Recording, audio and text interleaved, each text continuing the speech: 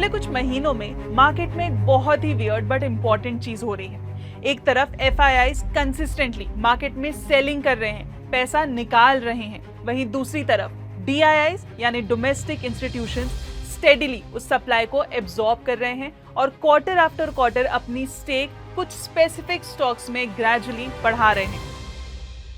अब कौन होते हैं ये डीआईआईज?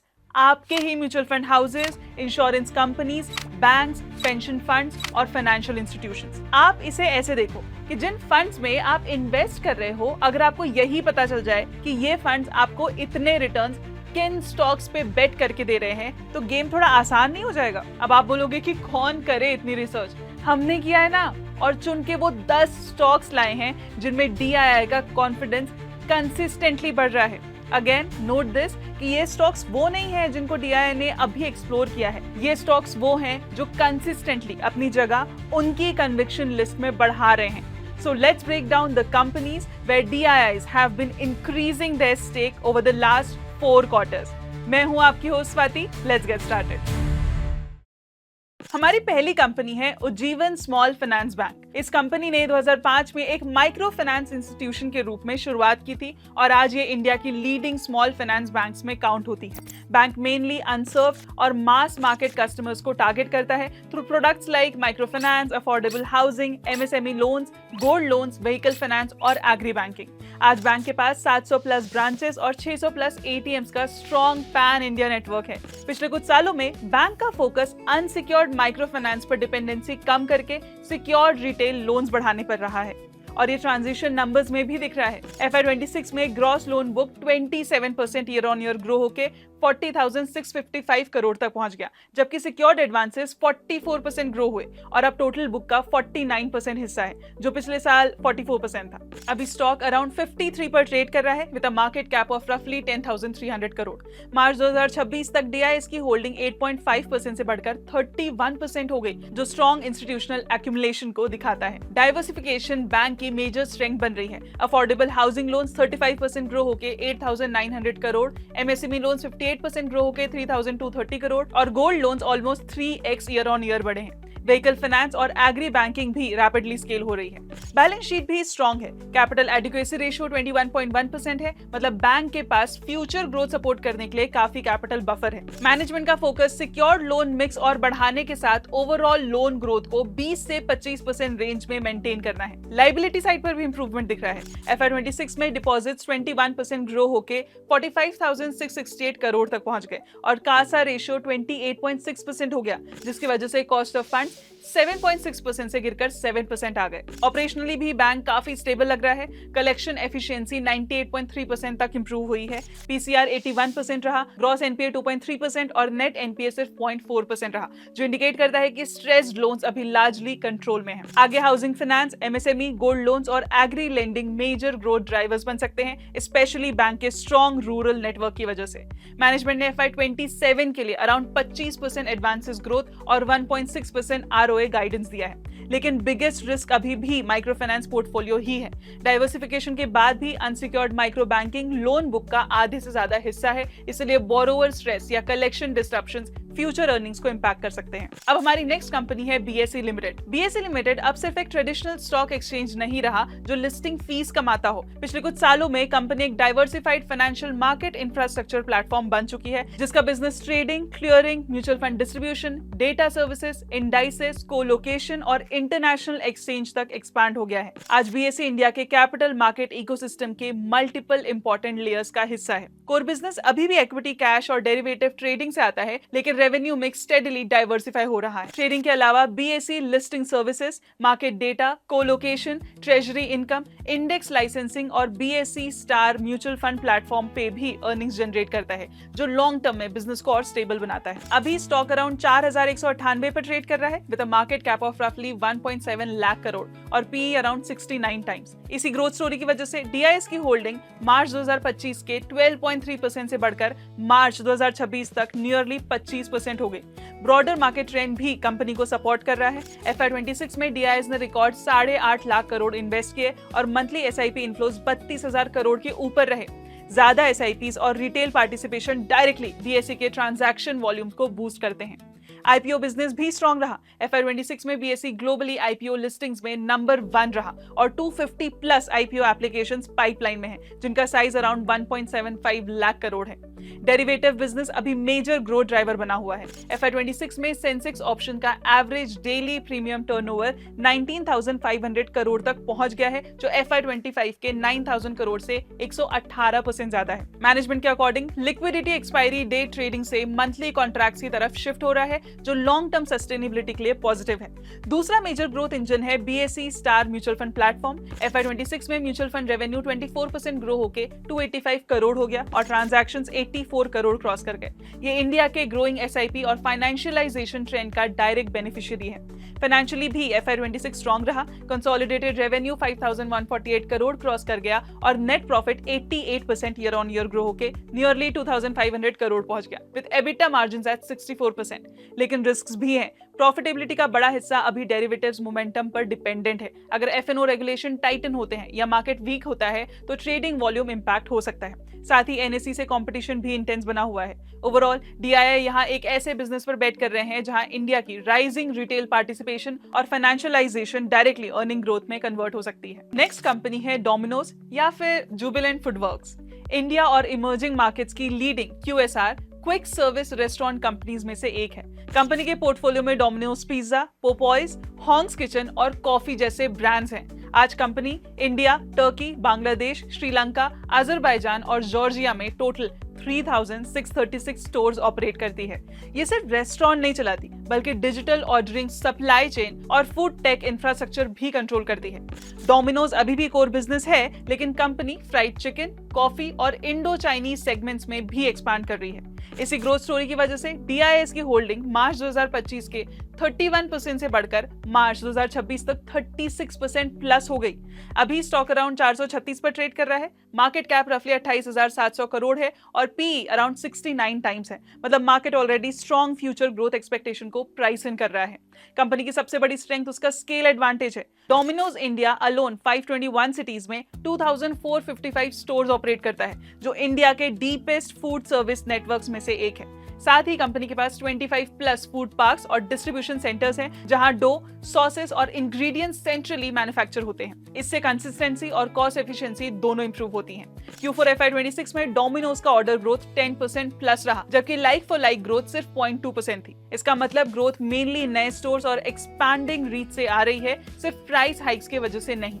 मैनेजमेंट के अकॉर्डिंग इंडिया का चेन्ड QSR मार्केट 2026 के 40,200 करोड़ से बढ़कर 2028 तक 51,678 करोड़ तक पहुंच सकता है, supported by rising incomes, online ordering और ऑर्गेनाइज्ड फूड ब्रांड्स की ग्रोइंग डिमांड। इंटरनेशनल बिजनेस भी ग्रेजुअली इंपॉर्टेंट बन रहा है। डीपी यूरेशिया के थ्रू कंपनी टर्की, अजरबैजान और जॉर्जिया में डोमिनोज ऑपरेशंस और कॉफी की कॉफी चेन कंट्रोल करती है। FY26 में इंटरनेशनल बिजनेस ने 2,456 करोड़ रेवेन्यू जनरेट किया और पैट मार्जिन 8.3% रहा।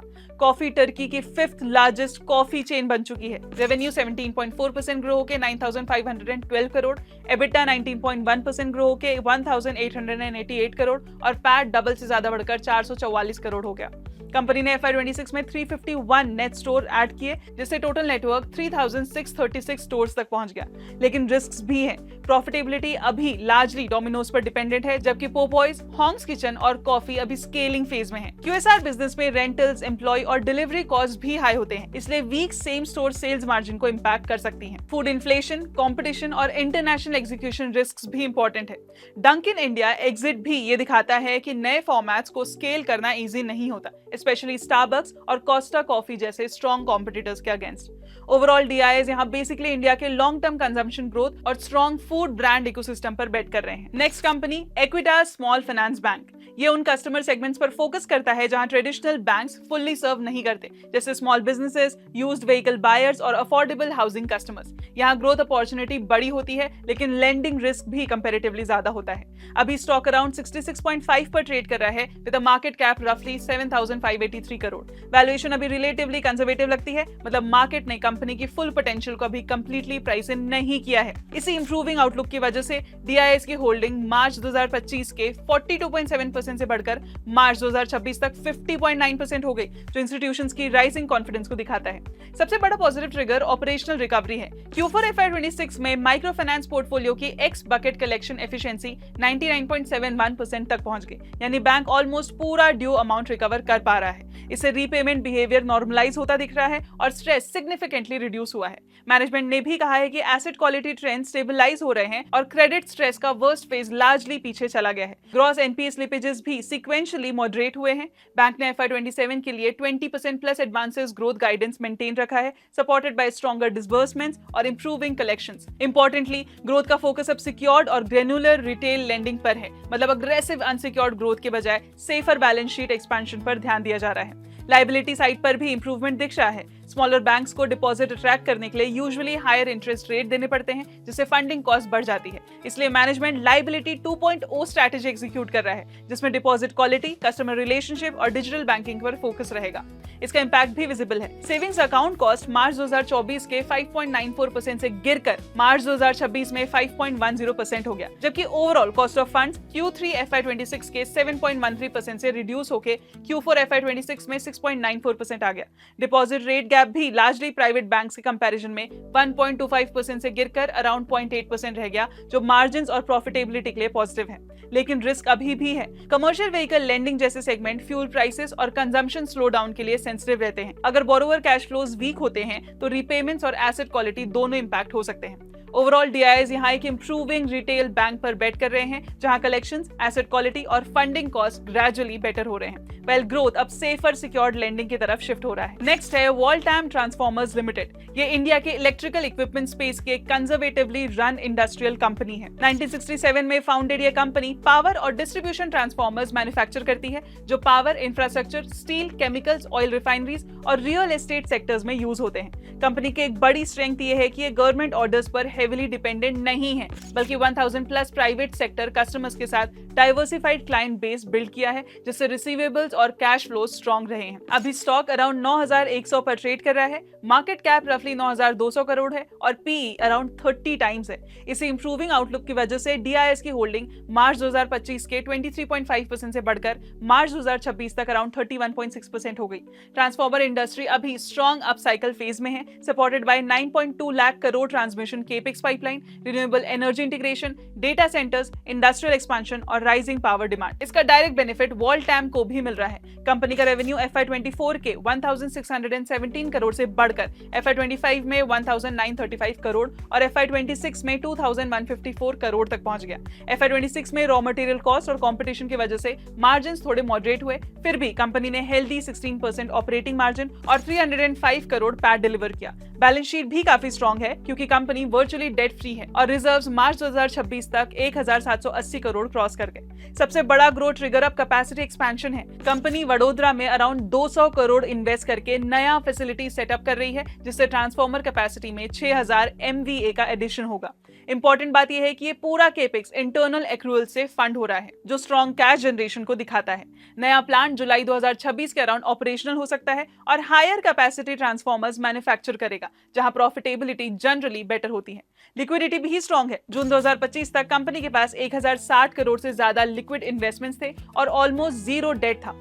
ROCE भी FY25 में अराउंड 28% रहा, जो सेक्टर में काफी स्ट्रॉन्ग माना जाता है। लेकिन रिस्क्स भी हैं। बिजनेस कॉपर, CRGO स्टील और ट्रांसफॉर्मर ऑयल जैसे कमोडिटीज पर डिपेंडेंट है, जिनके प्राइसेस वॉलेटाइल होते हैं। फिक्स प्राइस कॉन्ट्रैक्ट्स की वजह से sudden raw material inflation margins को प्रेशर कर सकता है। साथ ही इंडस्ट्री डिमांड स्ट्रॉन्ग होने की वजह से कंपटीशन भी रैपिडली बढ़ रहा है। ओवरऑल DIIs यहाँ एक डिसिप्लिन और फाइनेंशियली स्ट्रॉन्ग इंडस्ट्रियल बिजनेस पर बेट कर रहे हैं, जो इंडिया के ऑनगोइंग पावर और इंफ्रास्ट्रक्चर केपेक्स साइकिल का मेजर बेनिफिशियरी बन सकता है। नेक्स्ट कंपनी है जोमैटो की parent company eternal limited.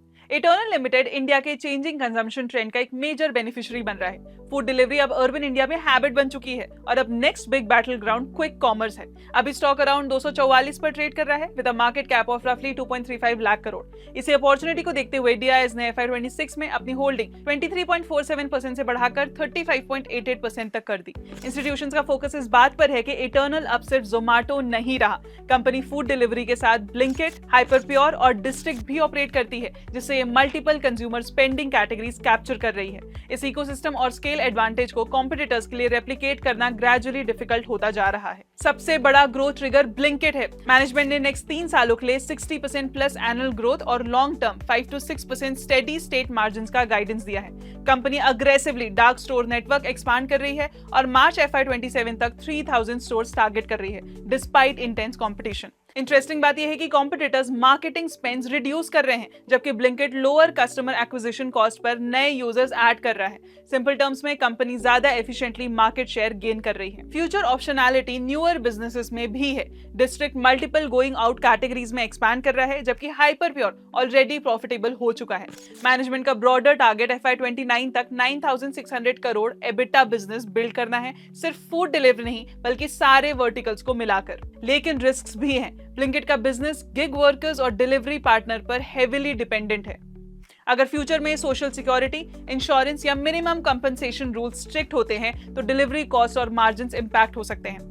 Overall DIS यहाँ एक ऐसे प्लेटफॉर्म बिजनेस पर बेट कर रहे हैं जो फूड डिलीवरी से आगे बढ़कर इंडिया के लार्जर क्विक कॉमर्स और डिजिटल कंजम्पशन इकोसिस्टम का मेजर प्लेयर बन सकता है। Next, doctor Reddy's laboratories. Doctor Reddy's lab India की लीडिंग फार्मास्यूटिकल कंपनीज में से एक है और जेनेरिक्स, APIs, बायोसिमिलर्स और स्पेशलिटी मेडिसिन जैसे सेगमेंट्स में काम करती है। कंपनी इंडिया के साथ US, यूरोप और मल्टीपल इमर्जिंग मार्केट्स में भी प्रोडक्ट सेल करती है। अभी स्टॉक अराउंड 1310 पर ट्रेड कर रहा है with a market cap of रफली 1.09 लाख करोड़। FY26 में DIS ने अपनी होल्डिंग 25.63% से बढ़ाकर 30.72% तक कर दी है, जो दिखाता है कि इंस्टीट्यूशंस कंपनी के लॉन्ग टर्म ग्रोथ ड्राइवर्स पर फोकस कर रहे हैं। फार्मा इंडस्ट्री अब ग्रेजुअली बायोसिमिलर्स, पेप्टाइड्स और GLP-1 थेरेपीज जैसे एरियाज की तरफ शिफ्ट हो रही है, क्योंकि ट्रेडिशनल जेनरिक्स में प्राइसिंग प्रेशर काफी बढ़ गया है। डॉक्टर रेड्डीज भी इन हाई ग्रोथ कैटेगरीज में अग्रेसिवली अपनी प्रेजेंस बिल्ड कर रहा है। सबसे इंपॉर्टेंट डेवलपमेंट सेमाग्लूटाइड है। कंपनी कनाडा में जेनरिक सेमाग्लूटाइड इंजेक्शन अप्रूवल लेने वाली पहली कंपनी बनी। इंडिया में इसे ओबेडा ब्रांड के अंडर लॉन्च किया और सेमाग्लूटाइड टैबलेट्स का भी अप्रूवल लिया। ये प्रोडक्ट शॉर्ट टर्म में अर्निंग्स को ड्रामेटिकली चेंज नहीं करेंगे, लेकिन कंपनी को globally fastest growing therapy category में स्ट्रॉन्ग पोजीशनिंग देते हैं। दूसरा इंपॉर्टेंट ग्रोथ ड्राइवर बायोसिमिलर्स हैं। कंपनी का अबाटासेप बायोसिमिलर अब US रेगुलेटरी रिव्यू फेज में है। बायोसिमिलर्स ट्रेडिशनल जेनरिक्स के कंपैरिजन में ज्यादा कॉम्प्लेक्स होते हैं, लेकिन सक्सेसफुल अप्रूवल से लॉन्गर प्रोडक्ट साइकिल्स और बेटर प्रॉफिटेबिलिटी मिल सकती है।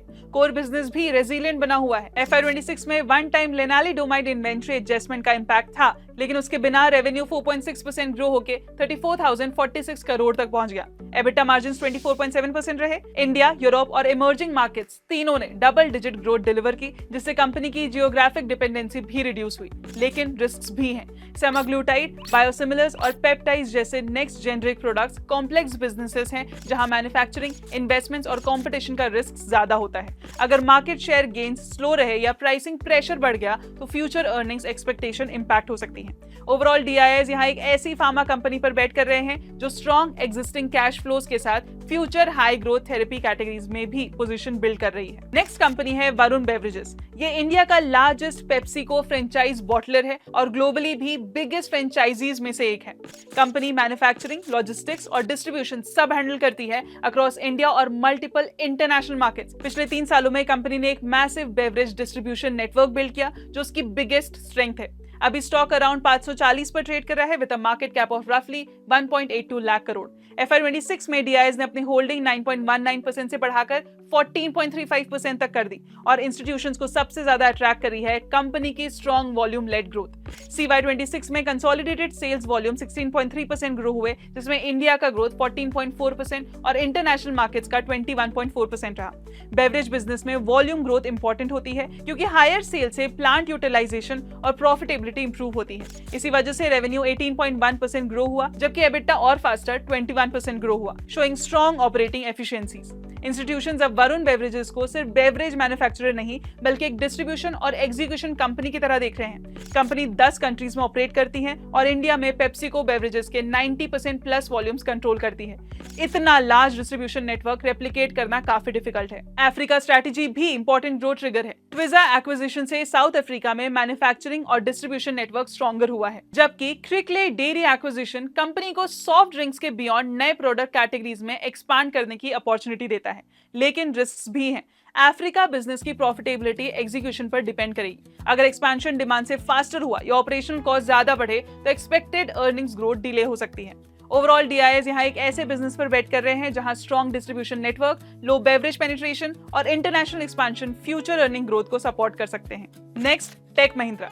टेक महिंद्रा इंडिया की लीडिंग आईटी सर्विसेज कंपनीज में से एक है जो digital transformation, cloud, network, engineering और एंटरप्राइज टेक्नोलॉजी सॉल्यूशंस प्रोवाइड करती है across telecom, manufacturing, BFSI, retail और हेल्थ केयर सेक्टर्स। अभी स्टॉक अराउंड 1423 पर ट्रेड कर रहा है with a market cap of रफली 1.40 लाख करोड़। FY26 में डीआईएस ने अपनी होल्डिंग 32.13% से बढ़ाकर 37.34% तक कर दी। इंस्टीट्यूशंस यहां मेनली कंपनी के टर्न अराउंड पर बेट कर रहे हैं। FY24 में ऑपरेटिंग मार्जिन सिर्फ 9% तक गिर गया था और ऑपरेटिंग प्रॉफिट 4,506 करोड़ था, लेकिन 2 साल बाद मार्जिन इंप्रूव होकर 16% तक पहुंच गए और ऑपरेटिंग प्रॉफिट डबल होकर 9,033 करोड़ हो गया। कंपनी ने लगातार 10 क्वार्टर्स तक मार्जिन एक्सपेंशन डिलीवर किया है और एबिट मार्जिन ट्रांसफॉर्मेशन फेज के 6% से बढ़कर लेटेस्ट क्वार्टर में 13.8% तक पहुंच गया। लार्ज डील विंस भी स्ट्रॉन्ग रहे। FY26 में deal bookings 42% year on year grow होकर 36,005 करोड़ तक पहुंच गई, जिसमें मल्टीपल स्ट्रेटेजिक ट्रांसफॉर्मेशन कॉन्ट्रैक्ट्स और मेगा डील्स शामिल थे। आईटी इंडस्ट्री में बड़े डील्स फ्यूचर रेवेन्यू विजिबिलिटी और क्लाइंट कॉन्फिडेंस को इंडिकेट करते हैं। डाइवर्सिफिकेशन भी इंप्रूव हो रहा है। टेलीकॉम अभी भी कोर बिजनेस है, लेकिन ग्रोथ मैन्युफैक्चरिंग, बीएफएसआई और रिटेल जैसे सेगमेंट से भी आ रहा है। मैन्युफैक्चरिंग रेवेन्यू नियरली 5.9% ग्रो हुआ, जबकि रिटेल, ट्रैवल और लॉजिस्टिक्स कंपनी का फास्टेस्ट ग्रोइंग वर्टिकल बना विद 7.3% प्लस ग्रोथ। एआई भी एक मेजर फोकस एरिया है। मैनेजमेंट का मानना है कि AI adoption legacy systems modernisation की डिमांड को और बढ़ाएगा, जिससे एंटरप्राइज ट्रांसफॉर्मेशन अपॉर्चुनिटीज ग्रो होंगी। लेकिन रिस्क्स भी हैं। एआई फ्यूचर में आउटसोर्सिंग कॉस्ट और प्रोजेक्ट साइजेस रिड्यूस कर सकता है। ऐसे में मार्जिन्स इंप्रूव हो सकते हैं, लेकिन स्ट्रॉन्ग रेवेन्यू ग्रोथ मेंटेन करना डिफिकल्ट हो सकता है। ओवरऑल डीआईएस यहाँ एक ऐसे आईटी कंपनी पर बेट कर रहे हैं जहां turn around, improving margins, strong deal wins और AI lead transformation future growth को सपोर्ट कर सकते हैं। अब हमारी लास्ट कंपनी है गोदरेज कंज्यूमर प्रोडक्ट्स। ये इंडिया की लीडिंग हाउस होल्ड और पर्सनल केयर कंपनीज में से एक है, जिसके brands soaps, insecticides, air fresheners, hair colour और डिटर्जेंट्स जैसे कैटेगरीज में स्ट्रॉन्ग प्रेजेंस रखते हैं अक्रॉस इंडिया और इंटरनेशनल मार्केट्स। FY26 में डीआईएस ने अपनी होल्डिंग 12.19% से बढ़ाकर 18% तक कर दी। इंस्टीट्यूशन को अट्रैक्ट करने वाली बात यह है कि कंपनी की ग्रोथ अब सिर्फ ट्रेडिशनल प्रोडक्ट से नहीं बल्कि नए कैटेगरी से भी आ रही है। इंडिया बिजनेस में अंडरलाइंग वॉल्यूम ग्रोथ 8% रहा और रेवेन्यू 10% ग्रो हुआ। Growth house hold insecticide, fabric care और एयर फ्रेशनर जैसे कैटेगरी से आई, जबकि home care business personal care से फास्टर ग्रो कर रहा है। कंज्यूमर बिजनेसेस में ये कैटेगरी मिक्स इंपॉर्टेंट होता है, क्योंकि fast growing categories gradually overall growth profile को चेंज कर देती हैं। अभी स्टॉक अराउंड 1028 पर ट्रेड कर रहा है with a market cap of रफली 1.05 लाख करोड़। सबसे important growth area fabric care है। मैनेजमेंट के अकॉर्डिंग फैब ब्रांड का annualised sales run rate around 500 crore तक पहुंच गया है और बिजनेस ब्रेक इवन भी हो गया है। आज ये टोटल बिजनेस का सिर्फ 3% है, लेकिन डिटर्जेंट्स इंडिया की लार्जेस्ट हाउस होल्ड कैटेगरीज में से एक है, इसलिए स्मॉल मार्केट शेयर गेन्स भी long term growth opportunity create कर सकते हैं। इंटरनेशनल बिजनेस में भी इंप्रूवमेंट दिख रहा है। इंडोनेशिया बिजनेस ने कॉन्जिक्यूटिव क्वार्टर्स में 4% वॉल्यूम ग्रोथ डिलीवर की, जबकि अफ्रीका, यूएसए और मिडिल ईस्ट बिजनेस ने 20% revenue growth despite higher advertising spends. ये दिखाता है कि मैनेजमेंट शॉर्ट टर्म प्रॉफिट्स के बजाय लॉन्ग टर्म ग्रोथ पर फोकस कर रही है, लेकिन रिस्क्स भी हैं। क्रूड लिंक्ड रॉ मटेरियल और पाम ऑयल प्राइसेस मार्जिन्स को प्रेशर कर सकते हैं। साथ ही इंसेक्टिसाइड्स, एयर केयर और फैब्रिक केयर जैसे कैटेगरीज सोप्स के कंपैरिजन में सीजनैलिटी और इनपुट कॉस्ट वॉलिटिलिटी के लिए ज्यादा सेंसिटिव होते हैं, जिससे अर्निंग्स लेस प्रेडिक्टेबल हो सकती हैं। ओवरऑल डीआईएस यहाँ एक ऐसे एफएमसीजी बिजनेस पर बेट कर रहे हैं जहां न्यूअर कैटेगरीज ग्रेजुअली कंपनी के लॉन्ग टर्म ग्रोथ इंजन बन सकती है। दोस्तों, अगर आप इन सब कंपनीज को एक साथ देखो तो एक क्लियर पैटर्न दिखता है। डीआईएस फाइनेंशियल्स, कंजम्पशन, इंडस्ट्रियल्स और एक्सपोर्ट जैसे अलग अलग सेक्टर्स में स्टेडीली अपनी स्टेक बढ़ा रहे हैं। इसका मतलब ये सिर्फ थीम बेस्ड बाइंग नहीं बल्कि long term conviction based allocation लगता है। फोकस उन बिजनेसेस पर दिख रहा है जहां अर्निंग्स विजिबिलिटी ग्रेजुअली इंप्रूव हो रही है, चाहे वो बेटर एसेट क्वालिटी हो, स्टेबल मार्जिन्स हो या केपेक्स और कंजम्पशन जैसे सेक्टर टेलविंड्स। इस तरह की gradual accumulation usually long term confidence को इंडिकेट करती है। इसलिए शॉर्ट टर्म मार्केट वॉलिटिलिटी पर रिएक्ट करने के बजाय ये देखना इंपॉर्टेंट होता है कि डोमेस्टिक इंस्टीट्यूशंस कंसिस्टेंटली कहां एक्सपोजर बिल्ड कर रहे हैं, क्योंकि वही फ्यूचर में स्टेबिलिटी और कंपाउंडिंग अपॉर्चुनिटी सिग्नल कर सकता है। इन 10 स्टॉक्स में से आप किस पे सबसे ज्यादा बुलिश हो, कमेंट सेक्शन में जरूर बताना। अगर वीडियो पसंद आया हो तो लाइक, शेयर और सब्सक्राइब करना मत भूलना। मिलते हैं अगले वीडियो में। Mutual fund investments are subject to market risks. Read all scheme-related documents carefully.